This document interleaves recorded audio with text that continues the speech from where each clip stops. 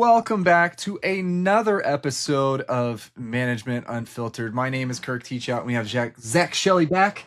I know we're in and out sometimes, but it is okay. I know you just went to Thrive Live. I just had my retreat. We're all over the place, having some fun in the industry. But today, we're going to talk about how a morning huddle is a waste of time. I love this topic because of obviously, if you've ever met me or Zach at a conference, you know how full of it we are with this topic. um, and I know Zach has spoken on the morning huddle, how to have an effective morning huddle. I've spoken on the morning huddle at my retreats, and in social media as well. But I'm just gonna say it. Your morning huddle is a waste of time. It is. It is. Because you're just having a meeting for another meeting. Yeah. And I know I have practices come to me all the time, to be honest, because I'll ask them like, "Hey, do you have a morning huddle?" And they're like, "No, I don't see the need of it." I'm like, "Okay, well, hey, got it." You know, at least you understand you shouldn't just have a meeting, right? Just because everybody else does. But I will say, if you have an effective morning huddle, you'll easily add, let's just say $1 million practice, you'll easily add an extra $300,000 to $400,000 to your year. Easily. That is the difference of being prepared for the day and being proactive versus being reactive. So, Zach, I'm going to lob it over to you now, and let's just go from there. Let's yap. Let's go down some rabbit holes and see what happens. One of the biggest things, especially when I spoke about this in Utah twice over the last 2 years of morning huddle and then morning huddle mastery. And, I always get the comment, we've tried it doesn't work. I'm like, well, you're not setting expectations. Yeah, You're not you don't setting, work. It's not the yeah. morning huddle doesn't work. Yeah. Yes. So that's one of the biggest excuses I hear all the time is like, okay, it doesn't work. Nobody does what I want them to do. And I'm like, okay, well, you haven't explained the value of it, what we're going over, why we're doing it. And that's why morning huddles suck because, like Kirk said, all we do morning huddles for is the sake of doing a morning huddle. And it's just like we talk about the ham story. Like, long story short, we cut off the ends of the ham. I've talked about it tons of times. Kirk's rolling his eyes because he's tired of hearing about it, but it's the same thing. The reason the ends of the ham were cut off is because the oven was too small. Like, there's no rhyme or reason why we're doing it. We're doing it because that's the way we've always done it. And so we have to restructure our brain and our thinking of why are we doing a morning huddle? Does our team understand why? Does our doctor understand why? A lot of times the doctors like do it because that's what we do. But I'm like, Doc, do you understand why we're doing this huddle and what the purpose of this is? Because if we're prepared every single day and we understand everything on our schedule, guess what? Like Kirk said, you can add 300 grand to your year. You can have 400, 500. Our practice saw over $1 million in growth 5 years running in collections because we had systems in place. We understood what's going on. If you don't know what's going on and you don't know why things are happening or whose responsibility is, then guess what? If it's everybody's job, it's nobody's job. If we're not looking at it, not prepping, then you don't know what team members are strong. It has pinpointed so many things in our team over the years to where I'm like, well, you need a lot of training. You don't understand what's going on and you got one foot out the door. So then we can start understanding what we need to do as a team. When people start rolling their eyes or like kind of huffing or like not being engaged in the huddle, that's typically a telltale sign that they're starting to head out, right? Or they're on their way, like they're making the steps. It's not so like it's subconsciously, it's not necessarily intentionally, but they're not engaged in the practice anymore, and you want them to be. So let's go down that rabbit hole a little bit. So how do we get the team engaged for the morning huddle? I know, like, let's start with the departments, because I think that, to me, the most effective morning huddle is when everyone is engaged, right? Not just where the office manager is saying, hey, here's what we're doing today, here's what you need to do, here's what you need to do, here's what you need to do, because there's no engagement there, right? Versus the manager saying, hey, what do we have in your department today that we need to focus on and be intentional about? What do we have in your department that we need to be focused on and be intentional about? So let's start with the front. I obviously, like, the way our team works in our office And the way that it does around the country is a little different because I ask my team to get there 45 minutes before the day starts. And some people are like, oh my goodness, my team would leave me if I asked them to get 45 minutes. Guys, the reason why I do that, it's very intentional. Okay, we start at 8:30, everybody gets there by 7:45, and we start our morning huddle at 8 o'clock. Okay, so we have time. So let me show you the series of events. We have a pre-huddle before the huddle. And what I mean by that is it gives you 15 minutes to be prepared for the huddle. I will tell you right now, the reason why you're having a meeting for another meeting is because nobody is prepared. If people were prepared and knew what to prepare for, then they would be those morning huddles would be way more productive. But we have a pre-huddle where everybody is getting together certain things for the huddle to present.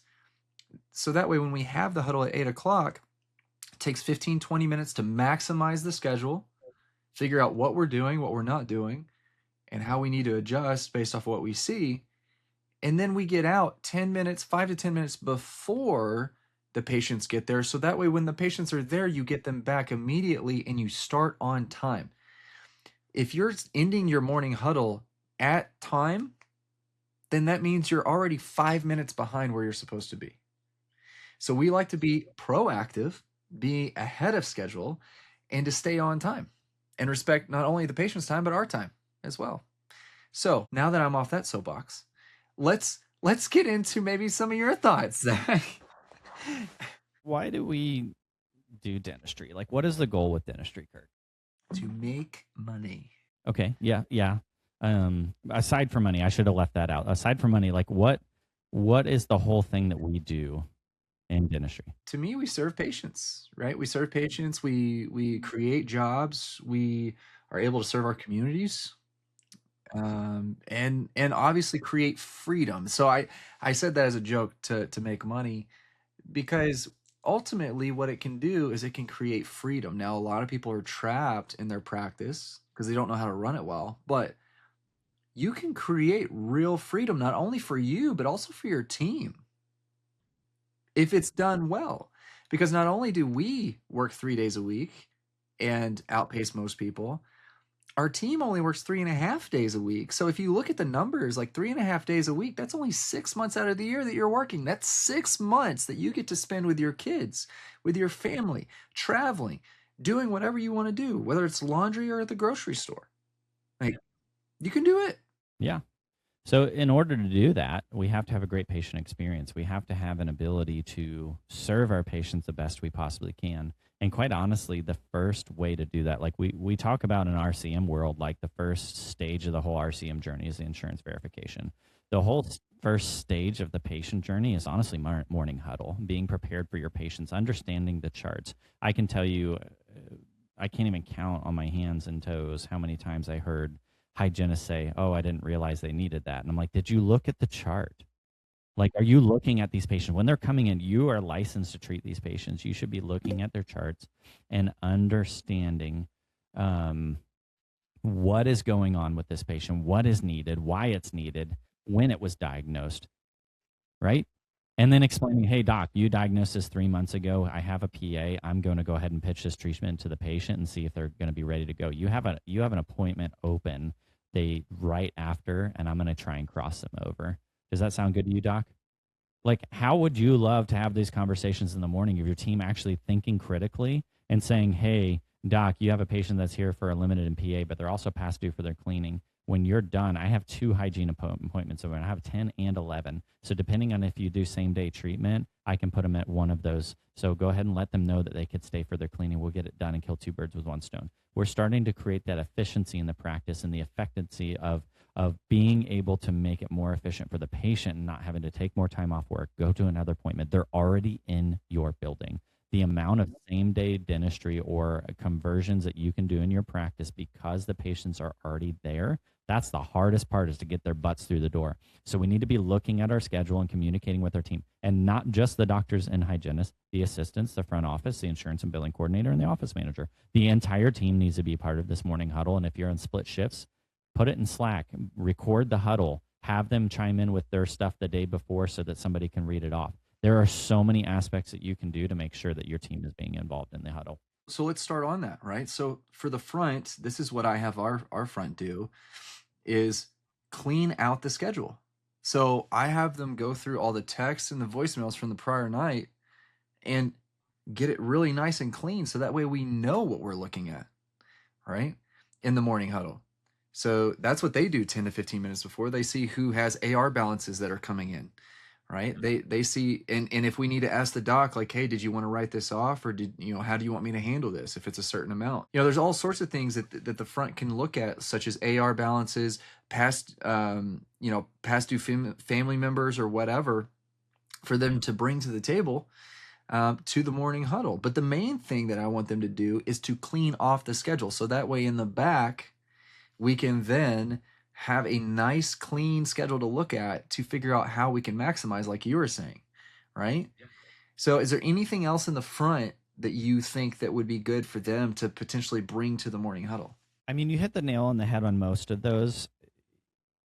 The big thing with AR imbalances is I had my team call the patient before they came in and make them aware before, so that they understand what we're going to do. We would collect from the patient before we walk them back and just say, hey, Kirk, you have a $103 balance. I just want to let you know we will be collecting that. We can do it over the phone, or we can do it before we bring you back today, but I want to let you know that is due before we actually treat you today.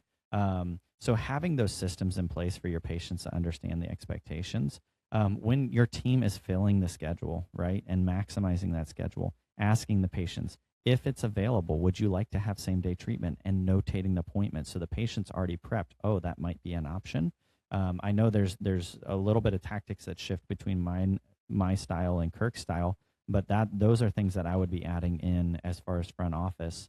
And also just understanding, looking at the patient's charts of ones that are habitual cancelers, knowing what could possibly be a cancellation. So if you're trying to get somebody in, knowing where something might open up, and kind of have that future view of what the schedule could look like today.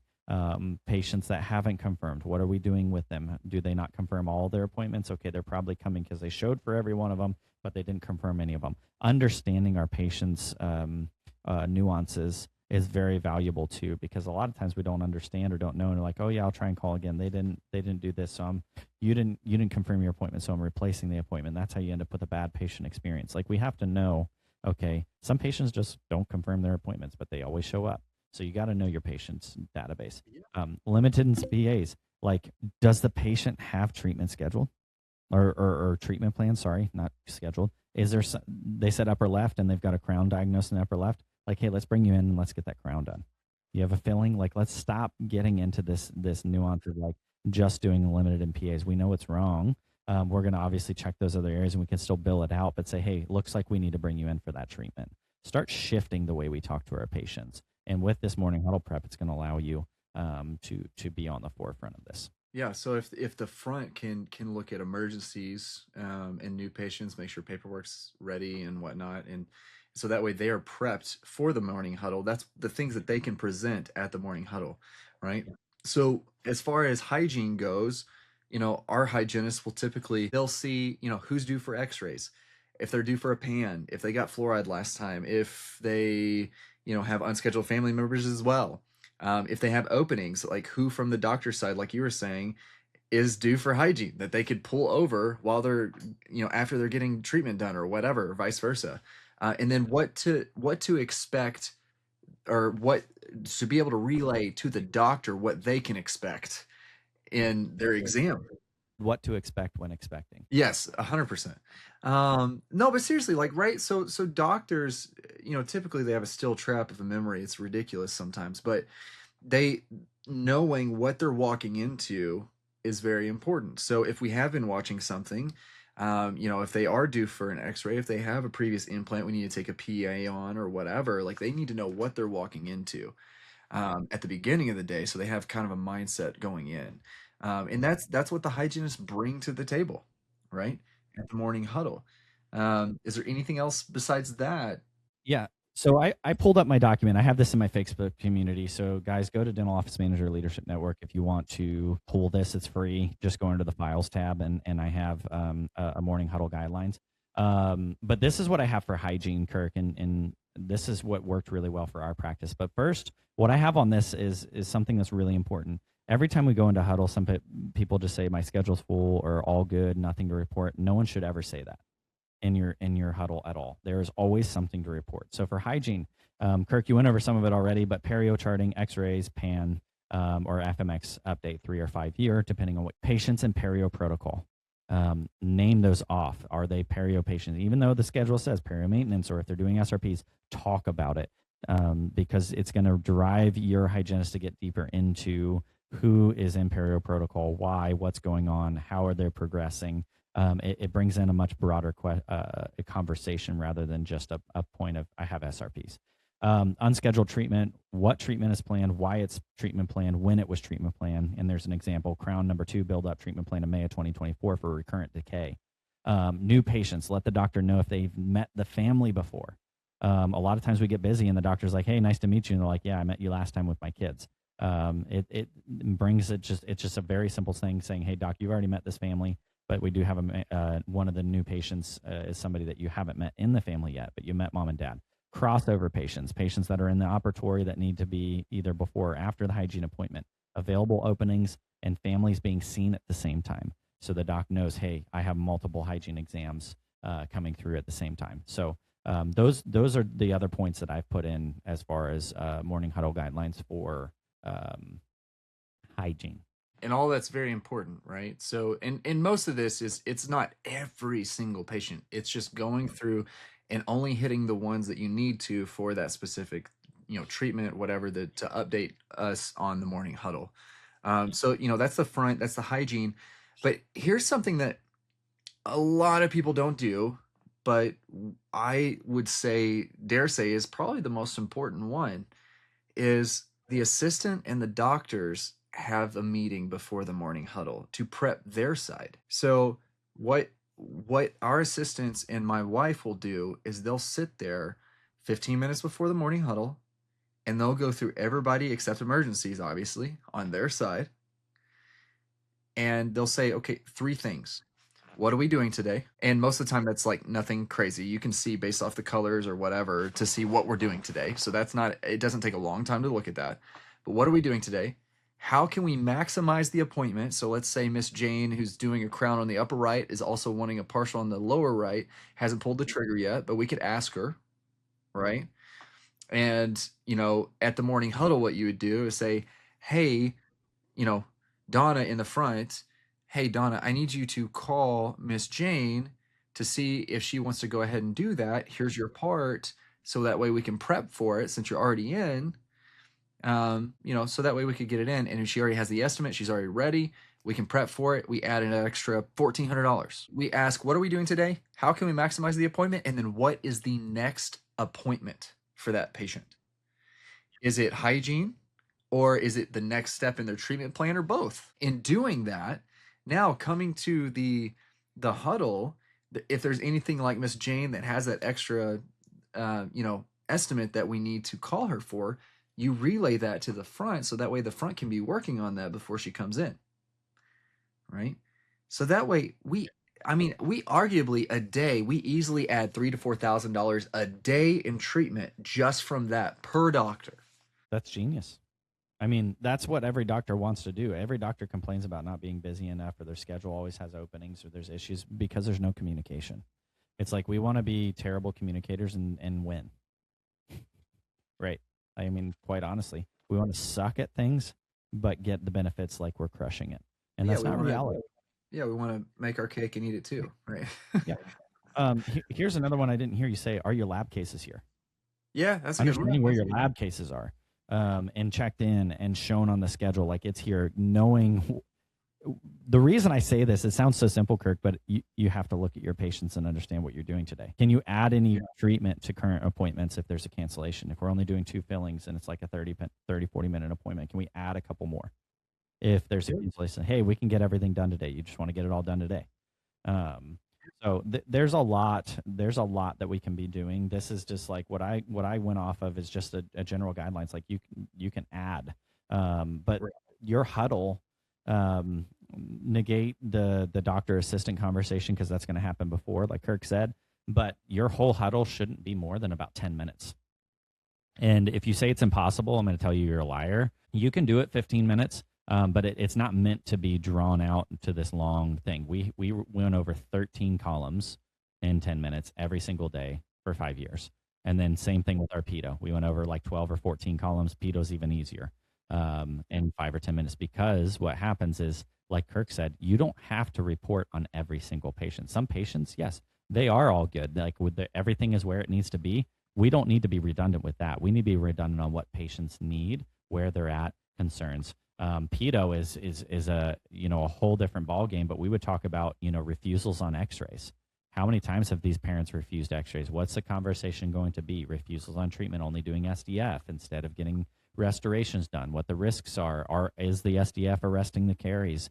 There's a lot of different conversations we can come with there. What we're going to do if the parents aren't compliant with the treatment. How do we dismiss them? We've had parents that are belligerent, just because they're like, don't touch my kid or don't do this. It's like, well, we're treating you. So if you're going to act that way, you can just have a good day and we'll see you later. But, having those conversations and understanding what's going on rather than being surprised on the schedule, because that's what we do every day is we just kind of just walk and hope that things are going to be great. And then boom. Oh, I didn't realize that was happening. And then money's walking out the door. Exactly. So now that we have each department bringing all this information of only the things they need to bring, not the things that are just redundant, that cool, the patient's good. Like, there's no reason for us to say that they're good. But, and then we'll find something maybe if we go in and see it. But either way, you're only hitting on the hot topics. And I don't mind if it's 15, 20 minutes, just because the way we set up our morning huddle, I believe it's important to get your mind right. For some teams, this is very important. For some, it doesn't matter. But for our team in general, the first thing that we start with the morning huddle, just kind of going through it very quickly, is we start with what went well yesterday, because we're great at finding problems. We're great at finding problems because, I mean, we're trained to do it. That's what we do. We find problems in the mouth all the time. So that's where our minds are geared. But if we can start the morning huddle with the right mindset of what went well yesterday, then now we're in a much different mindset going through the meeting than just trying to find the problems with what the schedule could be. So we go with what went well yesterday and go, oh yeah, Miss Jane was so great. She was a new patient. She had, she just got married, all these things, that was really cool. And just kind of go through some wins. And then we also announce any 5-star reviews that we got the night before. That takes about 3 minutes, right? 3 minutes. Then we go through everything that we're going through with the schedule. But the goal of that meeting is to maximize the schedule. Okay. The goal of that meeting is to maximize the schedule to goal. Right? Okay, so let's say our goal is 13,000. We're at 10,000. Okay, cool. Well, based off of what the assistants in the doctor's meeting went, the front went, and the hygienist went, how can we add $3,000 to the day by going through this? Right? I mean, yeah, you could rob a bank, you could steal from your Exactly. patient, or you could add stuff to the schedule. I Exactly. mean, Everybody gets easy SRP. things. It's very easy to do. So, you know, we go through, disclaimer, we do not do that on every single patient, just FYI. But we maximize the schedule in the next 10 to 15 minutes, depending on what we're doing, right? Let me pause you for a second, Kirk, because people need to realize how simple this is. And a lot of times, like, I can't add $3,000 to the schedule. Okay, if you run 5 columns, okay, and each person finds like $500 worth of treatment, that's $2,500 right there, right? Just that's like 1/4 surface filling or a couple fillings or a night guard. Like, now if each one of them finds a crown, on average, let's say 1,500, you're looking at, what's that, $7,500 right there. You add it to your day with 5 crowns. So, and it doesn't mean every single person has to find it, but like, if you do, a patient over here needs 3 buckles, this person needs a crown, this person needs a night guard, guess what starts happening? It starts snowballing. And maybe you go over this day, when you're a little bit under that day, your average of what you're adding over time will significantly increase. It's not hard to do. It takes intentionality and understanding your patients. Yeah, and being proactive, like you were saying, right? Um, So now if we're being intentional and proactive in that 10 to 15 minutes that we're going through the schedule and trying to maximize it and fill in the gaps where people have fallen off or where hygiene's open or wherever back and forth, then the last thing that we do is we ask for prayer requests. And then we pray over the team and the patients that are coming in. So we start with a positive of what went well the day before, go over 5-star reviews, go through on how to maximize, and then we pray over the day, which is important for us. So it is a super productive meeting, not just a meeting for a meeting's sake. It's a meeting for a purpose. We're really good, even team meetings. We've talked about this in the past. Like, the meetings have to have purpose. Why are we here? What are we doing? Why is it important? Like, answer these questions. If you don't know, cancel the daggum meeting and do it another day when you do know. Like, quite honestly, cancel all your meetings until you get your crap together. Yeah, but if you're having, yeah, I mean, if your team's not engaged, you're not having a good meeting for intentional purposes. Yes. But no, I think that really lays out the morning huddle. And obviously we could go deeper, but that's for a conference. You know, you should just come see us at a conference and we'll go through it. Absolutely. You know what? I'm gonna say something controversial here, Kirk, and you may or may not agree with me. If you're doing a morning huddle right now and it's not doing anything like what we said we're doing, don't do it and get your crap together and start next week with your huddle with expectations of how it should be done. Stop wasting everybody's time. Stop wasting your time, the doctor's time. If you want to fail without wasting everybody's time, but put your stuff together, get it together in the correct manner with the right order, have an intentional meeting of what we're going to do, why we're doing it, and why it's important, and say, starting Monday, this is how we're going to do it. And start changing your practice with purpose, please. Because I'm sick and tired of hearing people say morning huddle doesn't work. You suck. That's why it doesn't work, is because you suck at doing a huddle. You don't have the right expectations. And this is Management Unfiltered for a reason. I'm not shy to say it. If it's not working, there's a lot of reasons why. I have Kirk laughing so hard. But listen, it's true. We suck at a lot of things, but then we complain and say it's everybody else's fault. So stop. Just cut it out. I'm gonna give you your virtual spanking here and your punishment, and saying, get your stuff together, do it the right way, stop complaining, and start doing something about it. And I agree. And I think that's where, like, oh, we don't have a good morning huddle, but I want us to add yet to the end of that, right?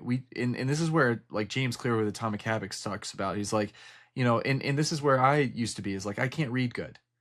You know, I really couldn't, because I didn't understand that when I read, I couldn't comprehend it, because if I came to a word that didn't make sense, I lost everything that I just read. So I had to learn and be intentional on what I needed to do to get to the point where I could comprehend the things that I read. So same with that, you know, we may not have a effective morning huddle yet. Add yet to the end of that phrase, or anything for that matter. I'm not a good leader yet, right? But that means we're continually trying to get better.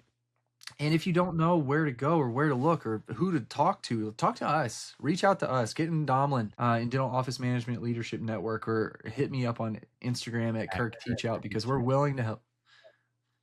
You keep talking while I'm talking. I can't hear you.